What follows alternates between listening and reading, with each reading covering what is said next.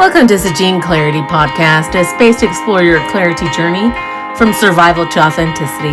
I'm Gene, and here we dive into raw truths of breaking free from the expectations we've grown up with, rediscovering our voices, and thriving after life's challenges.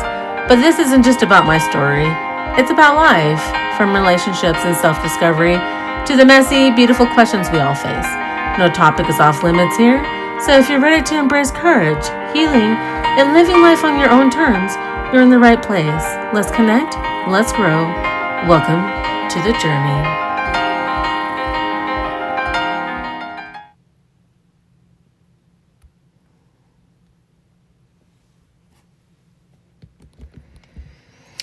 Before we dive in, a quick disclaimer. This podcast is for informational and inspirational purposes only. I'm not a licensed therapist, counselor, or medical professional, and the content shared here is based on personal experiences and insights. If you're facing significant challenges, please seek the support of a qualified professional. Remember, your journey is unique, and you deserve the care and guidance that is right for you. Hello, everyone, and welcome back. I'm so grateful you're here today because I think this is a conversation is one that so many of us quietly struggle with. If you survive manipulation, emotional abuse, toxic family dynamics, narcissistic relationships, betrayal, or years of people taking advantage of your kindness, eventually something happens. You stop trusting people. Then, after years of healing, therapy, journaling, prayer, reading books, setting boundaries, learning emotional intelligence, and rebuilding your confidence, something surprises you. Something surprising happens. You actually want friends again. And that's scary. Maybe even scarier than leaving the toxic people. Because now you're standing at the edge of a completely different life. You're asking yourself, can I trust again? What if I choose wrong? What if someone hurts me again? What if everything I share gets used against me? I understand those fears. I've experienced them too. Recently, I started intentionally putting myself out there, meeting people, having conversations, allowing myself to laugh, allowing myself to simply exist around others. And honestly, I still got nervous. I still wondered, what if they judge me? What if they're pretending? What if this becomes another painful lesson? But then I realized something that completely shifted my perspective. If someone chooses to misuse my kindness, that's about their character, not mine. My responsibility isn't controlling everyone else. My responsibility is learning to trust myself enough to recognize who belongs in my life. That realization changed everything. So today, let's talk about rebuilding friendships after trauma. Part 1. Healing changes your relationships with yourself. One of the biggest milestones in healing isn't becoming fearless. It's becoming someone who trusts their own judgment. Before healing, many of us ignored red flags. We stayed because we were taught to. We explained away bad behavior. We overgave. We overfixed.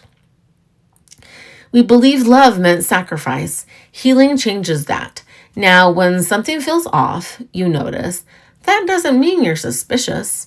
It means you're aware. Healthy awareness is completely different from living in fear. Fear says, everyone is dangerous. Wisdom says, I'll take my time getting to know people.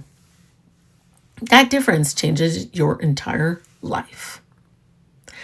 You know, it's really exciting to step out there and say, I want a new friendship.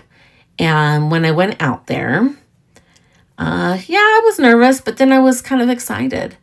And I figured, you know what, I'm just going to go for it. And after I went out there and had a good talk, eating, just having fun, just reminiscing on life in general, being women, having children, just having dreams, our excitement, what we love to what music, dancing, all those different things. And it actually felt great. I actually felt what I've always wanted, and that was just to have a good time and know that I was okay. But this is something that I've been trying to do for so long, and sometimes You will have to wait, and that's okay. Part 2. Why friendship feels so scary. Think about an injured animal. After being hurt, it doesn't immediately run towards strangers. It watches, it observes, it moves slowly.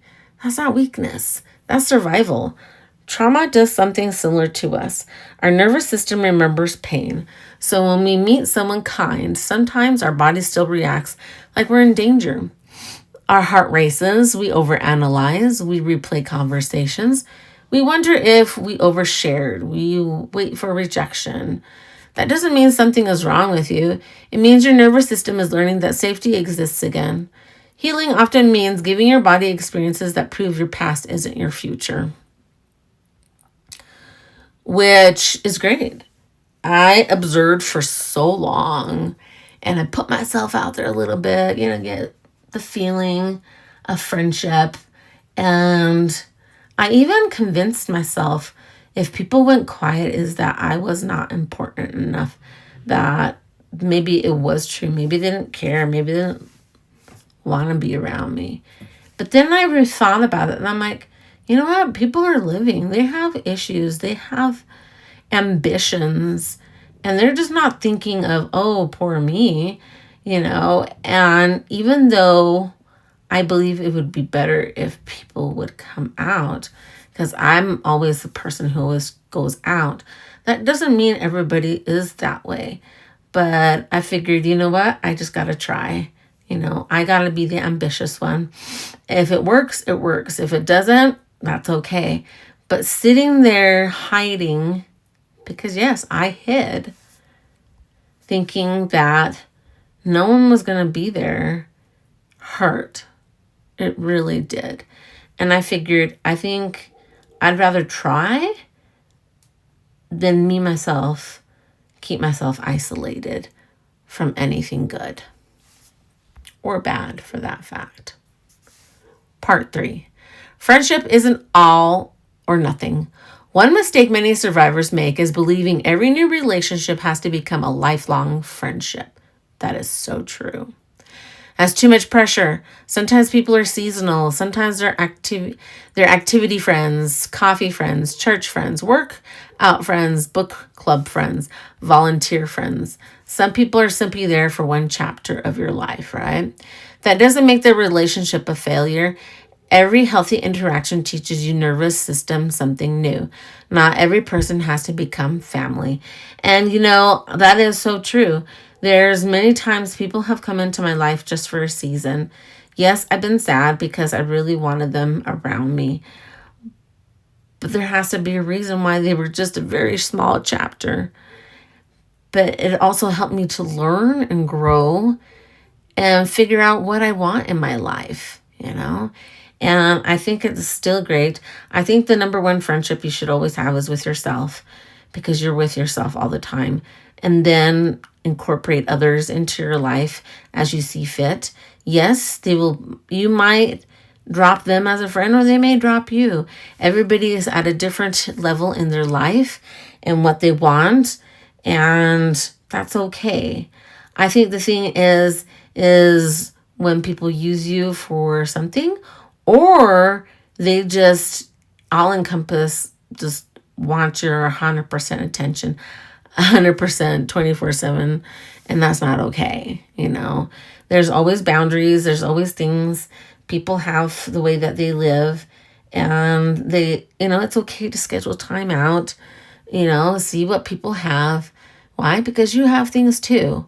So keep going. There's a lot of people out there that are fun to be around, and the ones that you don't, you just pivot away from them. Part 4. The 50-50 reality. Life isn't guaranteed. Sometimes people disappoint us. Sometimes they surprise us. That's reality. You cannot experience love while demanding certainty. Connection always carries some risk. But here's the beautiful part. You are no longer the same person you used to be. If someone lies, you'll notice. If someone manipulates, you'll see the pattern faster. If someone crosses your boundaries, you'll respond differently. Healing didn't eliminate risk. It increased your ability to respond wisely. I was thinking that today, and I figured, you know what? That's okay. I'm stronger for it. I can recognize things. I guess you would say it's like the analogy of a bike. Just because you fall down doesn't mean you put the bike away and never get back on. It means you will still get on. There's still be risks. You can still fall again. There could be a flat tire, a car jump in front of you, a dog, many things, right? But every time you learn to be stronger, you learn to maneuver, you learn to survive, but also enjoy the bike ride. You just don't go riding the bike in pure panic. You wouldn't like that, right? And you're not going to leave it put away because then you feel sad. You think I could have been out there that whole time and I didn't. So go out there. Try it out. Doesn't work? Move it. Put your boundaries up. That's okay. You will get there. Part 5. How to find healthy friendships. Start where your values already exist. Volunteer. Take classes. Join hiking groups, book clubs, church groups if that's meaningful to you, fitness classes, community events, support groups, professional networking. Instead of asking, will they like me? Ask, do I feel safe around them? That question changes everything. Once I start seeing how many volunteer opportunities there are, it's amazing. Or how many classes you can take. I have a few classes I'll be taking. Something I've been enjoying is I will go walking, I will go biking, I will kayaking. And I've now picked up swimming. So I think anything you can do out there is great. When I go outside, I talk to people that I believe are safe enough to talk to and enjoy a good talk. Are they my best friends? No. Are they people I know when I go shopping? Yes. Anywhere I go, I seem to find really great people to talk to, and it makes me very happy, And I'm okay that it's not a demanding friendship. I believe it feels great just to be able to talk and say, yeah, that is someone that is okay to be around. So get out there. Part 6. Let friendship grow slowly. You don't have to tell your life story on day 1. Trust is earned. Healthy people don't rush intimacy. Notice consistency. Notice kindness. Notice whether they celebrate your successes. Notice how they treat other people. Healthy friendships are built through many small moments. I think it's great because sometimes you get a little too excited and you just want to be there all the time. But you have to tell yourself, people have boundaries, people have lives, people have things that they have to go through, and you just have to be somebody who has to be patient, and yes, definitely look and see how they treat other people because it's important. I can't say it all the time because manipulators, sometimes they're the sweetest to others, but they're not sweet to you or their family or something like that. So not all the rules are there that you'll be able to see. One thing that I do know is if they celebrate your successes, right? There's a lot of people that I've spoken to, and I'm so excited about my success, and they either ignore me or downplay it. And I'm like, wow, okay, that person is not my friend. I can talk to them at times, but they're just not going to be there, right? The other one is consistency. Are they that way all the time, or are they always flip-flopping on you? It's very important to check out. Part 7. If someone betrays you again, the one that really hits you deep, right? It doesn't erase your healing. It confirms they weren't your people. That's all. Don't make one person's behavior your definition of humanity. You're allowed to walk away. You're allowed to protect yourself. You're allowed to try again. I think one of the things that I've really enjoyed in my life is that now I'm so happy that I just walk away. I would walk away when I was younger, but I felt guilty, right? But now I don't feel that guilt, because I'm like, I need to protect myself. If I don't protect myself, then there isn't much of me to give, right? So what's the point? you are allowed to try again. So I've tried multiple times, and until recently, I feel it's great.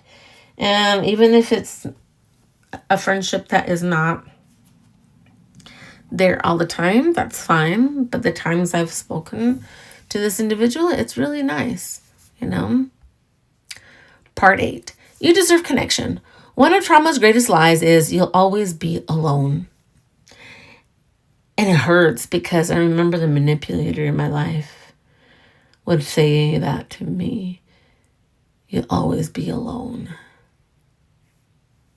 Because no one's going to be able to handle you. And it hurt. And then this person said, oh, we can be friends. And I'm like, no, thanks. But healing whispers, try again. There are kind people, patient people, honest people, people who laugh easily, people who communicate, people who apologize, people who celebrate you instead of competing with you. Your job isn't finding perfect people. It's becoming available for healthy relationships. That's where hope begins. And I think that's great because I'm not perfect, nor do I expect anybody else to be perfect. But that doesn't mean there's something wrong, right? You're always striving for better. And I think that's perfect, you know? And yeah, there's times where I said, you know what? I don't want this friendship anymore. I don't think it serves me or others. And it's just painful, right? So let's not do that. So let's get started here. A little exercise to get us to relax for our new goal of finding friendships.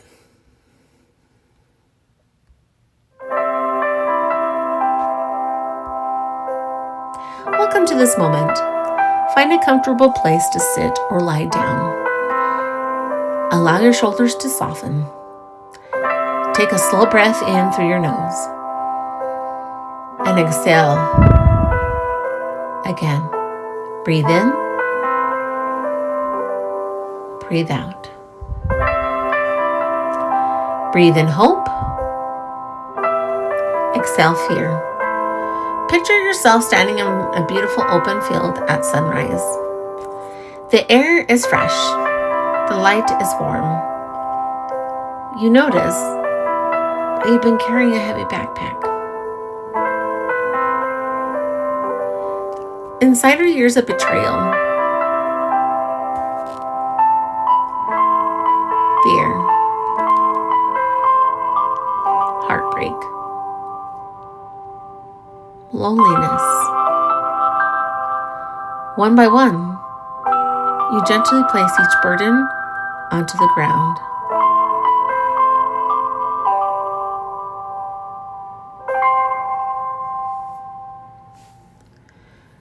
Not because it never happened, but because you no longer have to carry it everywhere you go. As the backpack becomes lighter, you notice your body standing taller. Your breathing becomes easier. In the distance, you see a beautiful path. You begin walking slowly. There's no pressure, no rushing, only gentle curiosity. As you walk, imagine meeting kind people along the path. Some smile, some simply wave, some continue walking. You don't need to force anything. You simply notice, repeat quietly to yourself, I trust myself. I don't have to rush relationships. My boundaries protect me. My heart is healing. I deserve safe friendships. I deserve laughter. I deserve joy. I deserve connection. Now imagine your future self walking towards you. Notice the confidence in their posture, the peace in their face. They smile and say, you made it. You kept going. You didn't let fear steal your life. You trusted yourself. You found people who loved you for who you are. Allow those words to settle in your heart. Take 3 slow breaths. With each inhale, receive hope. With each exhale, release fear. When you're ready,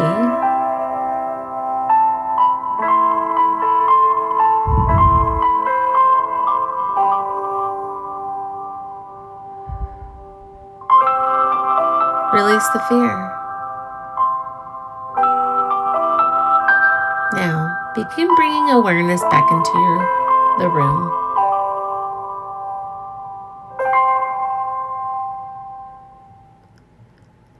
Wiggle your fingers. Move your shoulders. Take one final deep breath. And remember, you don't have to trust everyone. You simply have to trust yourself enough to take the small step.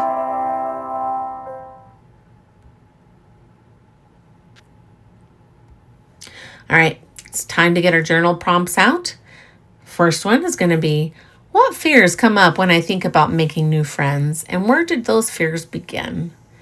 2, what qualities make me feel emotionally safe with another person?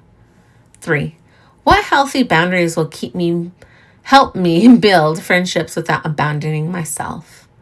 4, what evidence do I already have that kind, trustworthy people exist? If fear wasn't making this decision, what small step toward connection would I take this week?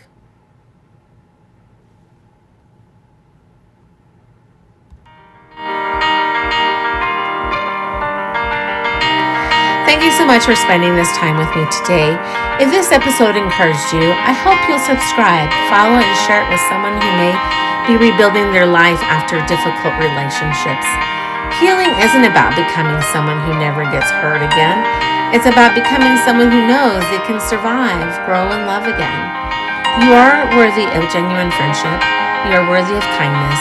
You're worthy of belonging.